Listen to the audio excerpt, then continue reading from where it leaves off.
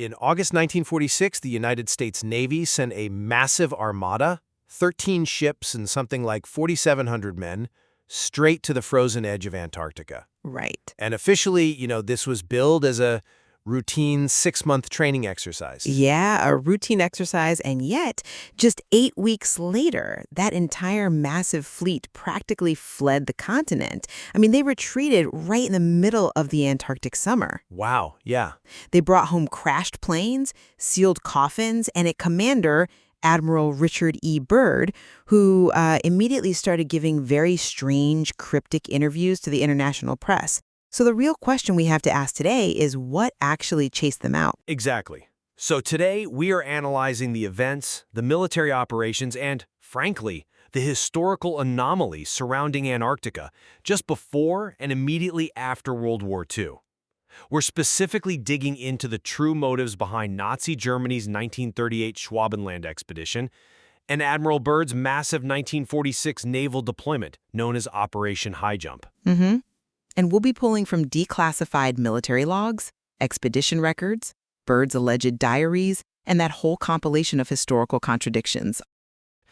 Because we really have to ground this in the reality of the 1930s and 40s. Sure. Ground away. When you look at the history of Antarctica from, say, 1938 to 1959, you are looking at standard geopolitics colliding with, literally, the harshest natural environment on Earth. Take Germany's 1938 expedition on the Schwabenland.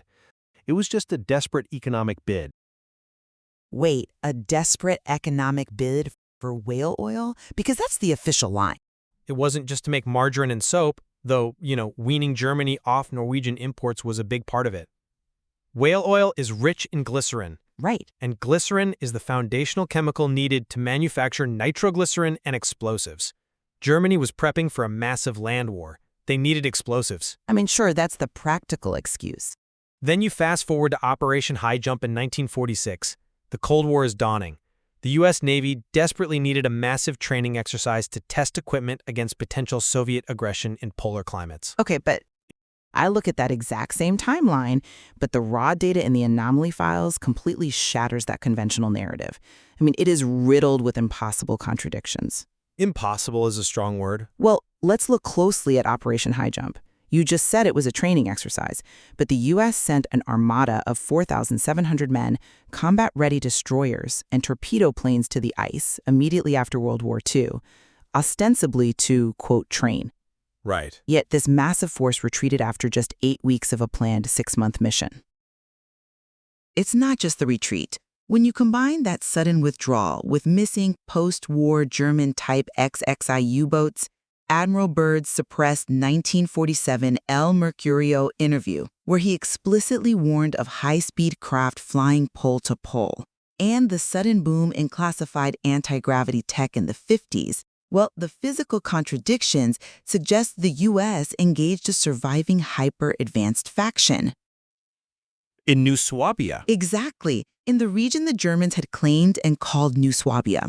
Okay, I want to stop right there on the military composition of Operation Highjump, because I think it's frequently misunderstood by people who don't actually study naval logistics. Well, let's unpack the logistics then. They sent 13 ships, right, including the USS Pine Island and the destroyer USS Brownson, fully loaded with Marines. And they went directly to Queen Maud Land. For anyone checking them out, that is the exact coordinate of Germany's 1938 New Swabia claim. To any military historian, that does not look like a scientific mapping mission. That looks exactly like an invasion force. That's a huge leap. Planners announced a 6-month deployment, and yet Admiral Byrd pulled everyone out by February 1947. And we have survivor accounts circulated in recent declassified drops describing disc-shaped craft rising out of the water, engaging the fleet, and frankly, sealed coffins being flown quietly stateside. If it was just a weather drill, why the panicked exit? See, it wasn't panicked. It was an act of basic survival. It is incredibly easy to sit in a warm room and look at a calendar and say, oh, 8 weeks is too short. But let's look at the physics of the Antarctic ice pack. Physics over firefights, huh? Yes, exactly. The abrupt end was due to rapidly deteriorating ice conditions that were literally crushing the hulls of these ships. We are talking about unreinforced steel pressed against millions of tons of shifting pack ice. Right. The submarine USS Senate was nearly compressed like a tin can. It had to be frantically towed out by the icebreaker Northwind. But what about the casualties? You can't just ignore the aircraft going down. I'm not ignoring them. Yes, there were casualties, but they were tragic, conventional accidents. The Martin PBM-5 seaplane, known as George I, crashed on December 30, 1946. It killed 3 men, Ensign Lopez and radiomen Henderson and Williams.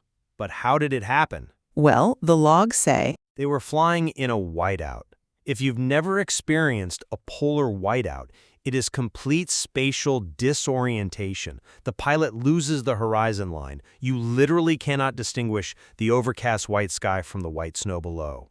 Yeah, I know what a whiteout is. So the pilot clipped the ice in a turn and the plane exploded. It's a known, terrifying hazard of polar aviation. It is not a battle with flying discs. Look, I don't buy the weather explanation as the sole cause. If George I was just a tragic weather accident, it doesn't explain the sheer scale of the military response afterward, or why you classify the after-action reports for decades. We are talking about logs that mention unexplained engagements.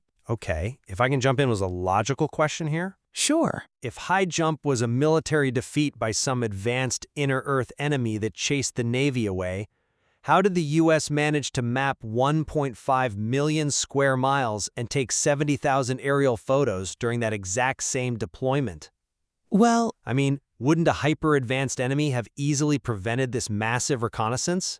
The Navy was flying slow, cumbersome Martin Mariner seaplanes. They were sitting ducks. you're looking at the volume of photos, but you're entirely ignoring the geography of what they were mapping. They mapped the continent. They mapped the perimeter. The vast majority of those 70,000 photos lacked ground control data, making them virtually useless for actual cartography at the time, which, by the way, is exactly why the military had to send Operation Windmill down there the very next year, just to establish ground coordinates. Right. Standard follow-up. The perimeter mapping was a smokescreen for the true objective, which was locating Base 211. And that brings us to what Admiral Byrd actually found in the interior. Wait, are we talking about the so-called secret diary? Because we are taking a massive leap from military logistics straight into science fiction here. It sounds like science fiction until you corroborate it. The diary describes a flight where Byrd's instruments went completely dead, and he flew into a hollow Earth entrance. Oh, come on. He describes landing near a shining city called Agartha, meeting tall, advanced beings often referred to in the Annari files, which was Heinrich Himmler's pseudoscientific think tank dedicated to occult history, as the Annari or Aryan Masters. The diary claims they explicitly warned Byrd about humanity's recent use of nuclear weapons. And you take this diary as historical fact? On its own, no. But look at what the expedition actually found in the physical record. Bunker Hills. Okay, Bunker Hills is real. Right in the middle of this freezing, hostile continent, they discovered an immense ice-free oasis with unfrozen lakes. And shortly after returning, you have Byrd's March 1947 interview with the Chilean newspaper El Mercurio. He outright warned that the United States needed to prepare for an enemy that could fly pole to pole at incredible speeds. That interview was immediately suppressed in the U.S. press. You have a physical oasis, a suppressed warning about high-speed craft, and a diary that bridges the two. All right, let's dismantle this piece by piece, starting with the secret diary. Because from a historiographical standpoint, this diary is a widely recognized fabrication. Widely recognized by mainstream historians, sure. Because it magically appeared in the public sphere after Byrd died in 1957. It wasn't among his actual archived papers at Ohio State University. Papers which, by the way, do contain his genuine, verifiable 1926 North Pole diary. That doesn't mean a classified diary didn't exist. The Agartha diary is just a piece of UFO mythology grafted onto his legacy by opportunistic publishers. But you can't forge Bunker Hills. You cannot forge a physical, ice-free oasis in the middle of a frozen wasteland. No, you can't, but you can explain how it exists through conventional geology. I mean, finding Bunker Hills is like finding a patch of Death Valley sitting comfortably in the middle of a tundra. I'll grant you that. It's jarring. Extremely jarring. But it is a natural phenomenon. And the El Mercurio interview? You think he was just talking about the weather there, too? Context is everything. Byrd was making a geopolitical warning about Soviet polar capabilities. He was warning that in a future war, Soviet bombers could fly up over the North Pole to attack the U.S. mainland. Over the pole. Yes. In 1947, the idea of an over-the-pole bomber strike was a revolutionary, terrifying strategic concept. It was later sensationalized and mistranslated by fringe writers to mean flying saucers. I understand the conventional geopolitical explanation for the El Mercurio piece. I do. But it completely ignores the precursor to all of this. We have to connect the dots back to 1938 and the German Schwabenland expedition. We're back to the whale oil. Because the conventional narrative says they went down there for glycerin and whale oil, yet they dropped hundreds of metal swastika darts over 600,000 square kilometers to claim territory. Standard claiming practice for the era. Declassified logs from the Real Society in the Annari Bay claim they made radio contact with inner realm beings. And when Berlin fell in 1945, there were at least 2 advanced type XII U-boats completely unaccounted for. Well, missing submarines don't automatically equate to a subterranean Antarctic base. But we have to understand what the type XII was. These weren't your standard World War I era submersibles that had to spend most of their time vulnerable on the surface. They were the electroboati. Right, the advanced electric boats. The world's first submarines designed to operate entirely submerged for days on end, moving faster underwater than on the surface, thanks to massive battery arrays and advanced snorkel systems. They were practically ghost ships.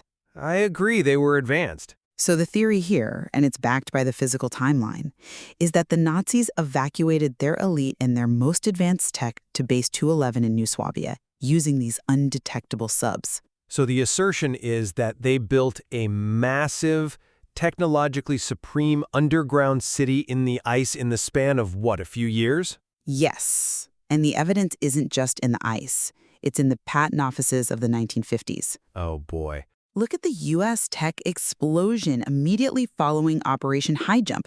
You have sudden, unexplainable leaps in zero-point energy patents, the theoretical ability to extract limitless energy from the vacuum of space. You see anti-gravity prototypes and the birth of the entire modern UAP phenomenon. That's a huge conflation of events. The Roswell crash happened in 1947, mere months after Highjump ended. Nazi scientists who were absorbed into the U.S. military through Project Paperclip hinted that their disk designs came from, quote, Aryan allies, not German drawing boards.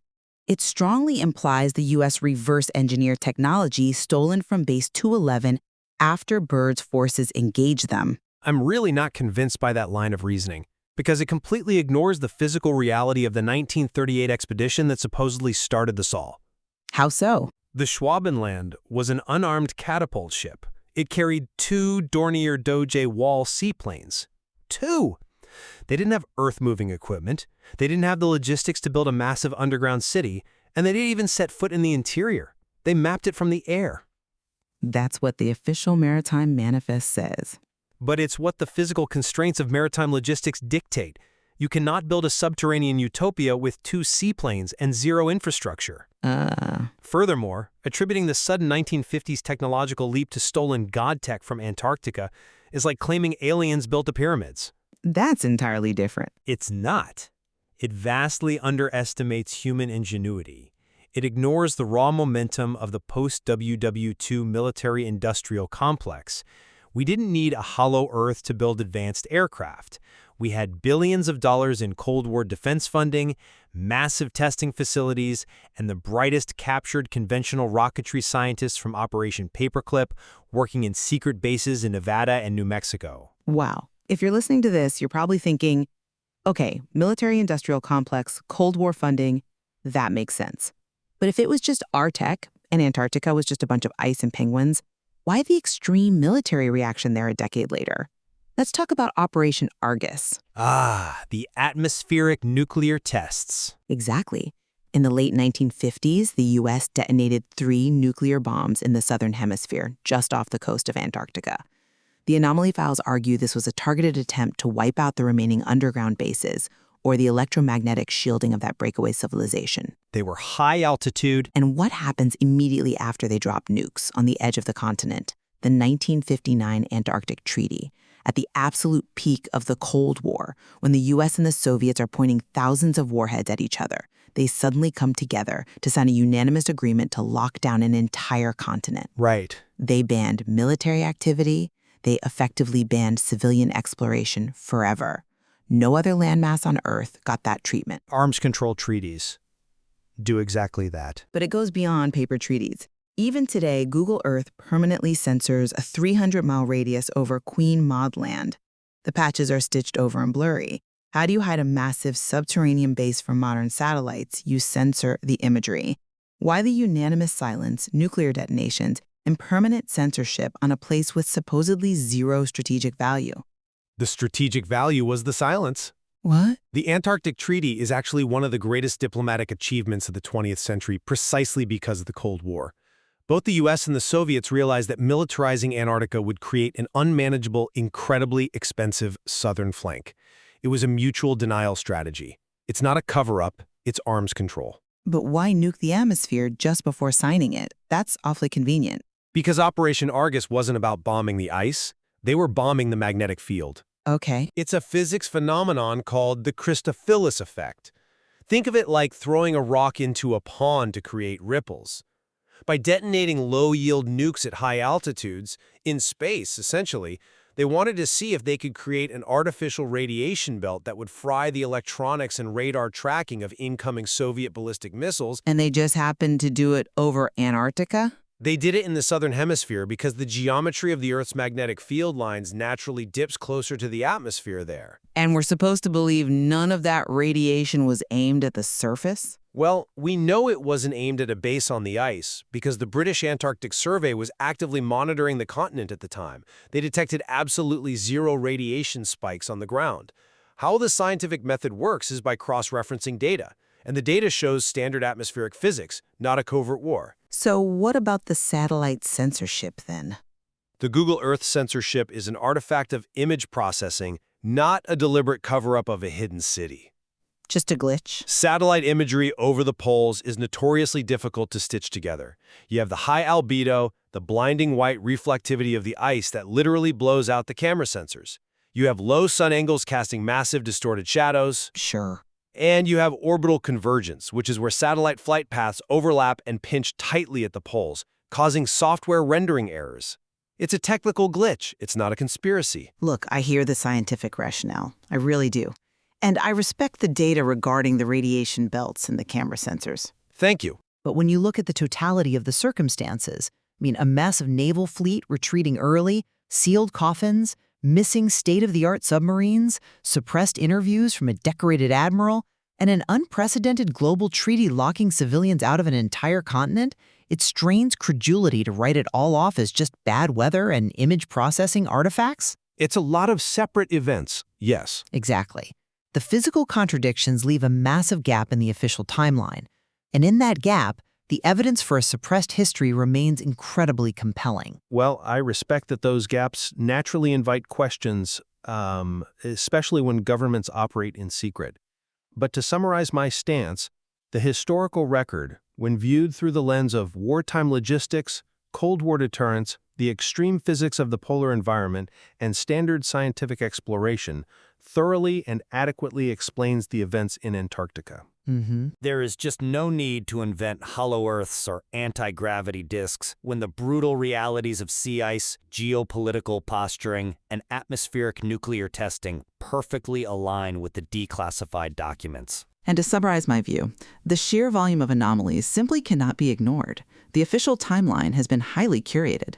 When you have missing submarines capable of reaching the southern hemisphere undetected, a sudden military retreat by 4,700 men, an admiral explicitly warning of high-speed polar craft, and the sudden emergence of a treaty that unites mortal enemies in absolute secrecy, it points to a hidden truth. Right. It points to the discovery of something profoundly advanced and a subsequent ongoing effort by world governments to monopolize that technology while keeping the public entirely in the dark.